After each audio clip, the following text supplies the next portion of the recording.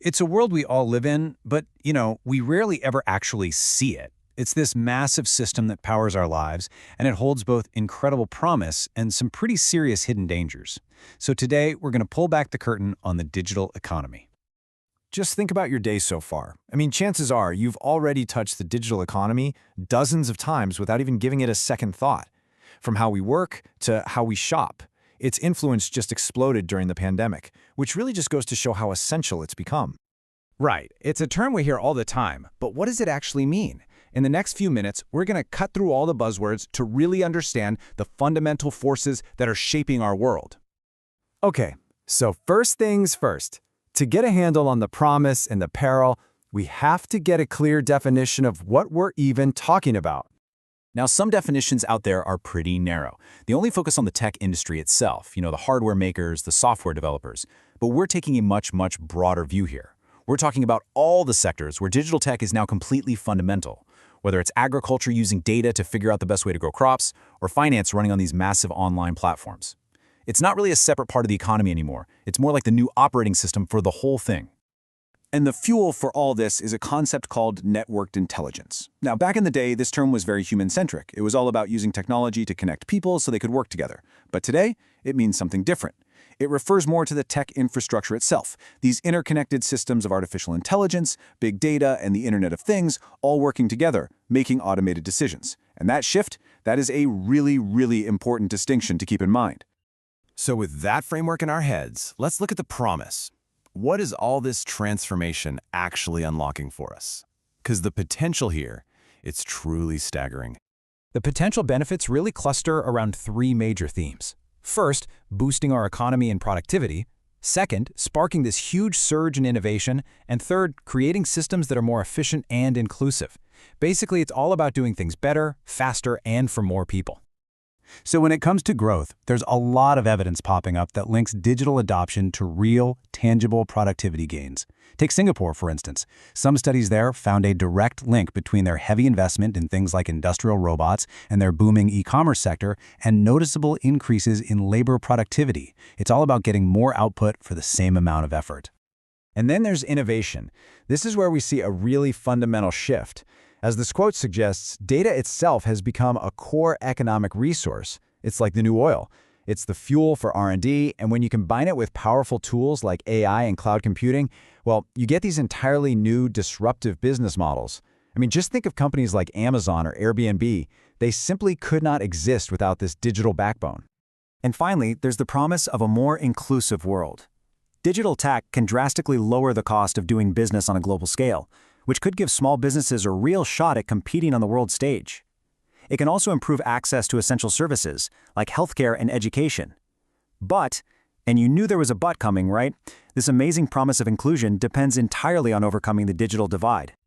And that brings us to the other side of this double-edged sword. For all of the incredible promise, there are some pretty significant dangers and challenges that we absolutely cannot afford to ignore.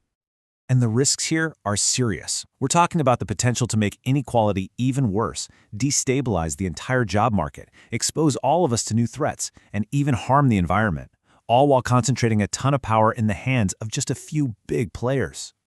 So let's talk about jobs, because that's what a lot of people are worried about, and for good reason. As AI and robotics get smarter, they threaten a lot of routine tasks in both blue-collar and white-collar professions. So we're not just talking about factory work. Jobs like secretaries, bank tellers, and retail staff, they're all vulnerable. And that could lead to what some economists call the hollowing out of the middle class. And the more we rely on these digital systems, well, the more vulnerable we become. Our growing dependency creates this massive target for bad actors. To put that in perspective, the estimated global cost of cybercrime was nearly $1 trillion, and that was back in 2020. That number is climbing, and it's climbing fast. It's also really easy to forget that the digital world isn't just virtual. It has a very real, very physical footprint. This rapid cycle of new gadgets creates mountains of toxic electronic waste. And the data centers and networks that power our online lives, they consume enormous amounts of energy, which contributes to greenhouse gas emissions.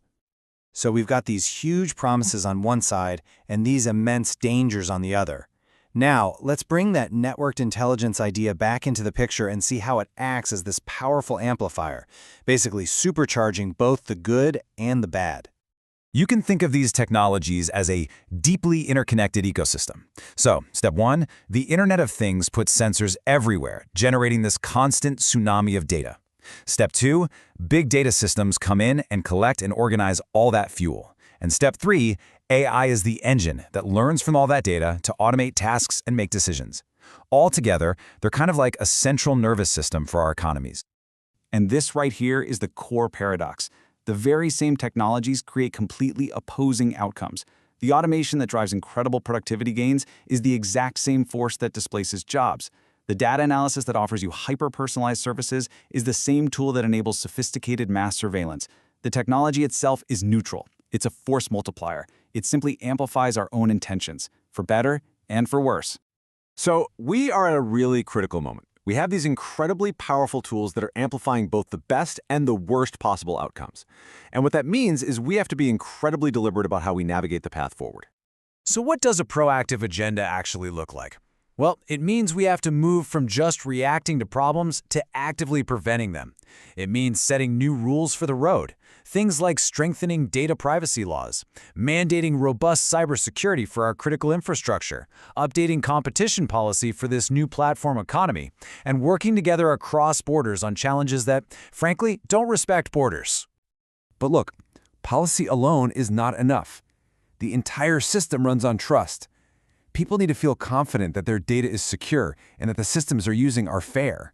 And beyond that, we have to empower everyone with broad digital literacy, the skills to navigate this incredibly complex world safely and critically. So the most crucial point is this. The path forward isn't inevitable. It's not set in stone. Technology doesn't have a mind of its own.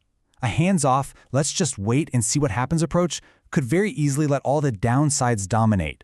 The future of the digital economy truly depends on the conscious, deliberate choices that all of us make, starting right now. So, I'll leave you with a final question for all of us to think about. As these powerful forces shape our work, our lives, and our communities every single day, what is our role? What conscious choices will we make to steer this incredible transformation toward its promise and away from its peril?